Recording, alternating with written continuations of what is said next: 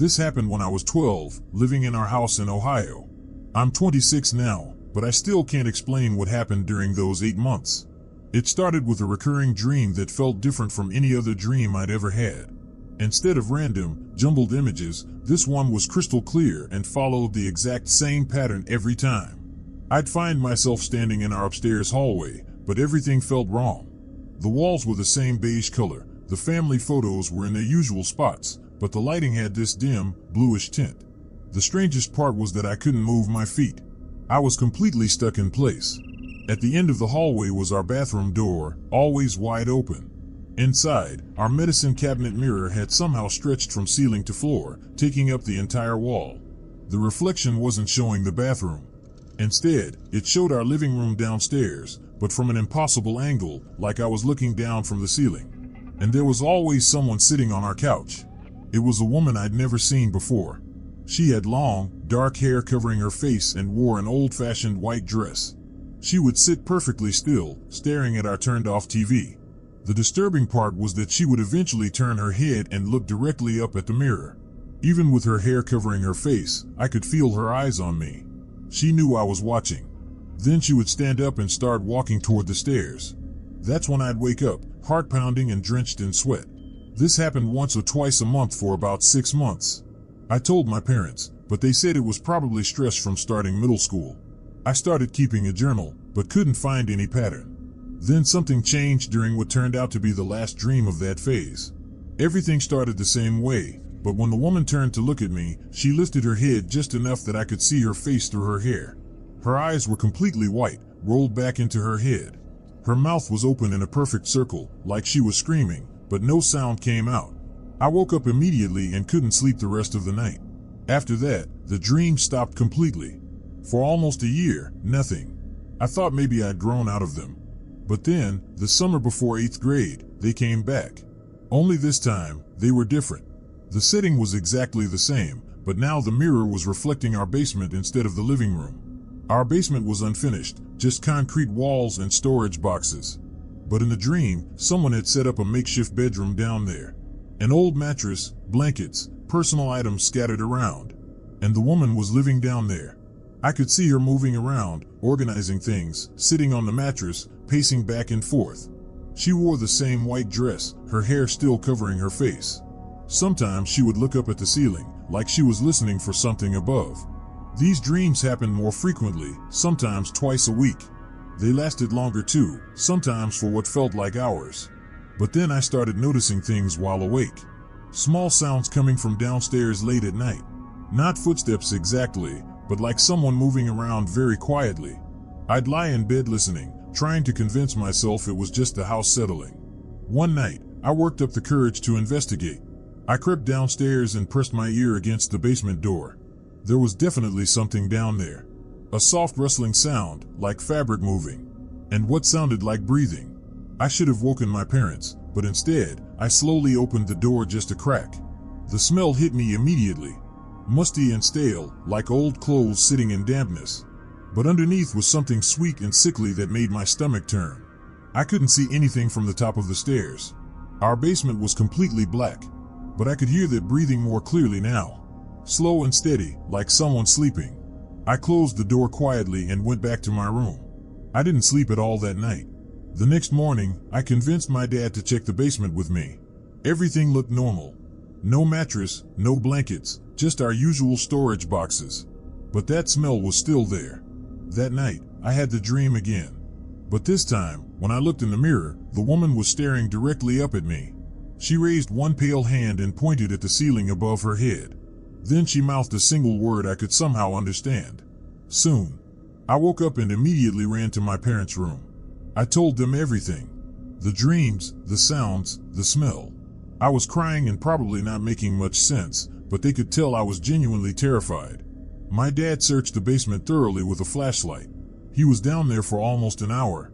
When he came back up, his expression was different. More serious. My parents called the police that afternoon. 2 officers searched the basement for over an hour with heavy-duty flashlights.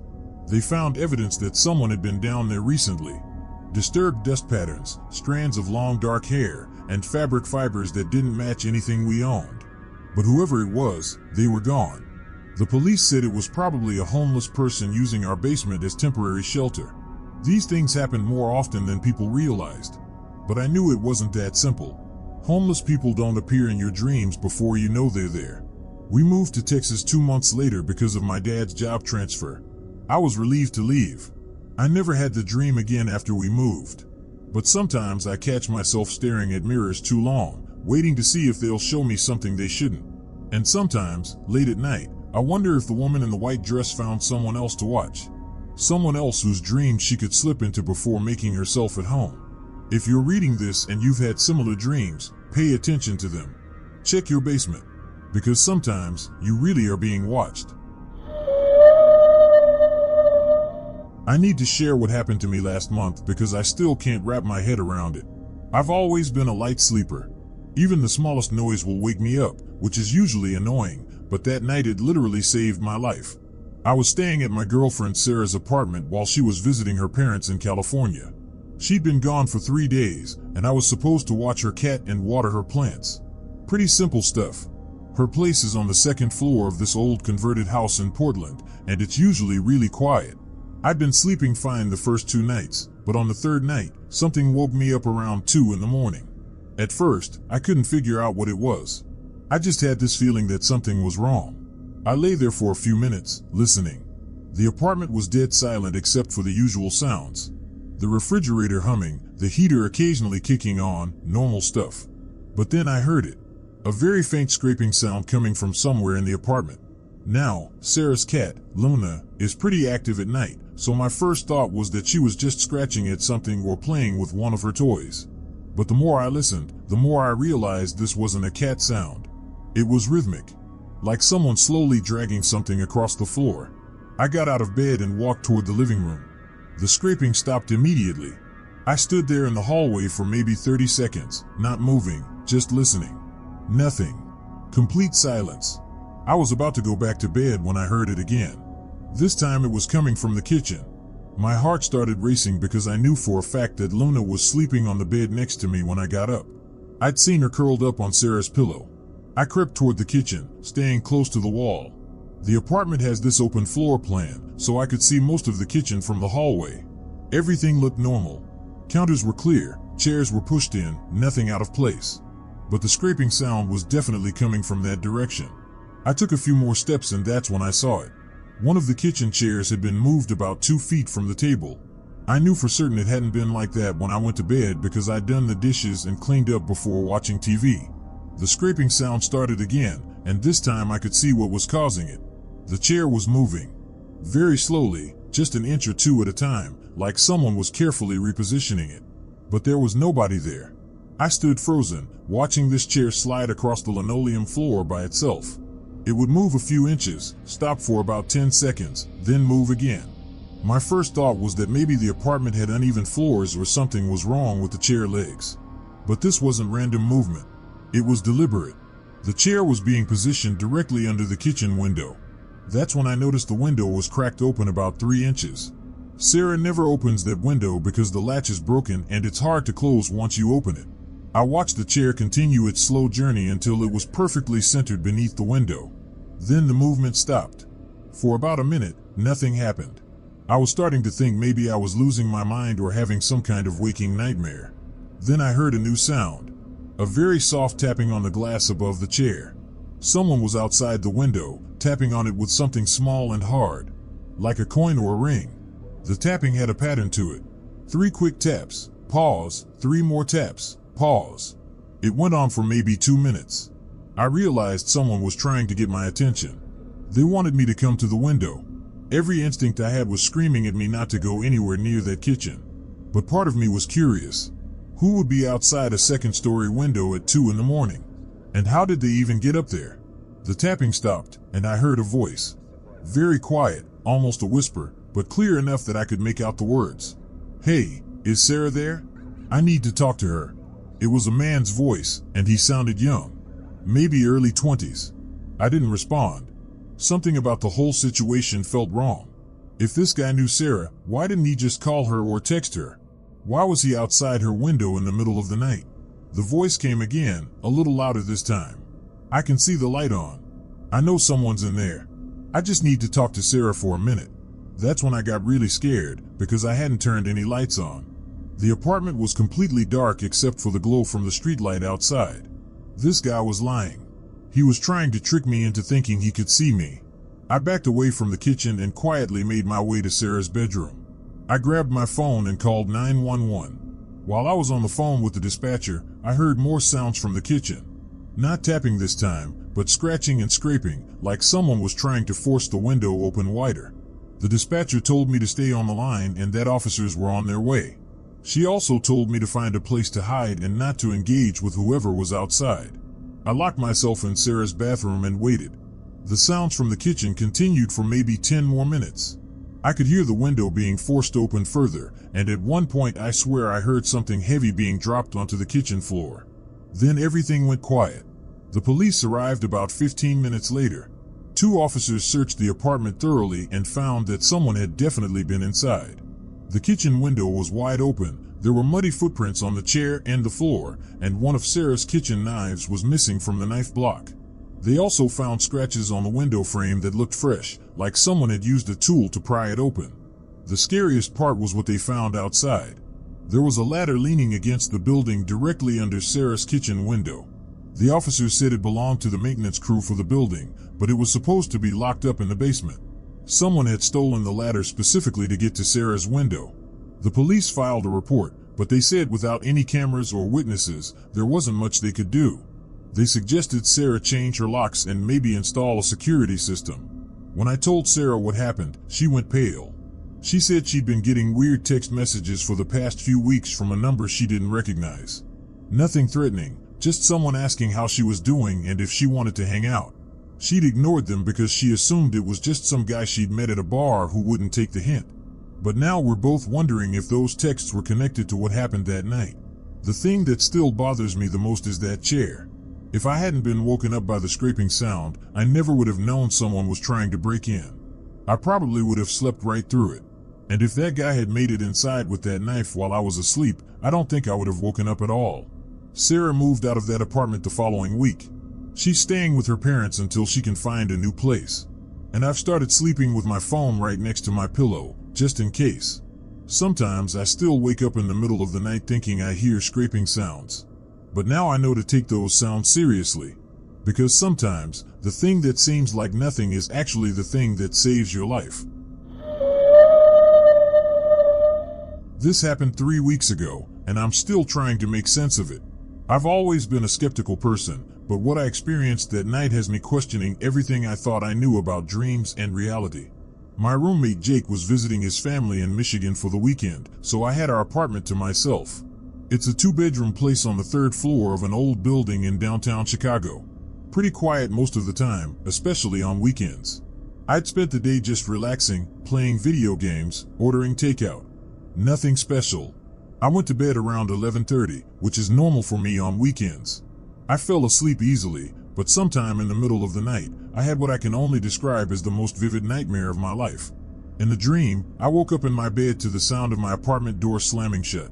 My bedroom door was closed, but I could see a bright orange light coming from underneath it, like someone had turned on every light in the living room. I could hear footsteps moving around out there. Not trying to be quiet at all. Whoever was in my apartment was walking around like they owned the place. I wanted to get up and check what was happening, but I couldn't move.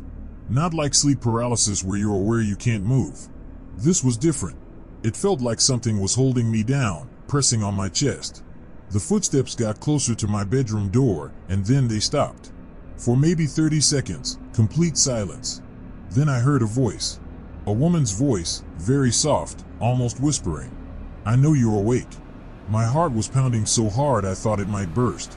The voice continued, but now it sounded like it was coming from right next to my bed. "You can't hide from me forever." That's when I noticed something that made my blood run cold. The orange light under my door was getting brighter, like someone was slowly turning up a dimmer switch. And then the voice started saying things about me. Personal things. It knew about the time I cheated on a test in high school. It knew about the lie I told my parents about where I was the night I crashed my car senior year. It knew about mistakes I'd made at work that I'd never told anyone about. The worst part was when it started talking about my sister. She died in a car accident when I was 16, and I'd always blamed myself because I was supposed to pick her up that night, but I stayed late at a party instead. The voice knew all of this. Every detail. Every secret I'd kept buried for years. "You let her die," it whispered. "You know it's your fault." I tried to scream, tried to move, but nothing happened. The light under the door was now so bright it was almost blinding, even with my eyes closed. And then suddenly, everything went dark and silent. I woke up gasping, completely drenched in sweat. My heart was still racing, but I was relieved it was just a nightmare. I sat up in bed and tried to calm myself down. But when I looked toward my bedroom door, my stomach dropped. There was light coming from underneath it. Not the bright orange light from my dream, but a soft, yellowish glow. Like someone had left a lamp on in the living room. I knew for a fact that I turned off all the lights before going to bed. I always do. It's like a compulsion with me. I sat there staring at that strip of light, trying to convince myself that maybe I'd forgotten to turn something off. But I knew I hadn't. Then I heard it. Footsteps in the living room. They were soft, like someone trying not to be heard, but the old wooden floors in our apartment creaked with every step. Someone was definitely in my apartment. I grabbed my phone and called 911, whispering to the dispatcher that someone had broken into my place. She told me to stay in my room with the door locked and that officers were on their way. I could hear the footsteps moving around for maybe 10 more minutes. At one point, they stopped right outside my bedroom door. I held my breath, staring at that strip of light, waiting for the door handle to turn. But nothing happened. When the police arrived, I heard them shout police, and then a lot of commotion. Footsteps running, voices yelling, doors slamming. About 5 minutes later, one of the officers knocked on my bedroom door and told me it was safe to come out. They'd caught someone trying to escape through the fire escape outside my living room window. A guy in his 30s with a long history of breaking and entering. He'd apparently been watching the building for weeks, waiting for apartments to be empty. The officer said he'd been going through my stuff, probably looking for anything valuable he could carry easily. My laptop was missing from the coffee table, and my TV had been unplugged like he was getting ready to take it. But here's the part that still bothers me. When I asked the officers about the lights, they looked confused. They said the apartment was completely dark when they got there. No lights on anywhere. I told them about the light I'd seen under my door, and they checked every lamp and light switch in the place. Everything was turned off.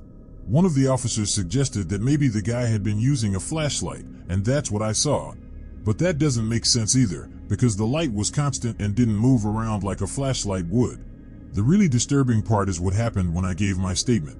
The officer asked if the intruder had said anything to me, and without thinking, I almost told him about the voice from my dream. But then I caught myself.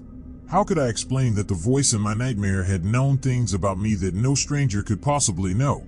It's been 3 weeks now, and I still think about that night constantly. Jake moved back in, and I've installed better locks on the door and windows. But I can't shake the feeling that there was more to what happened than just a random break-in.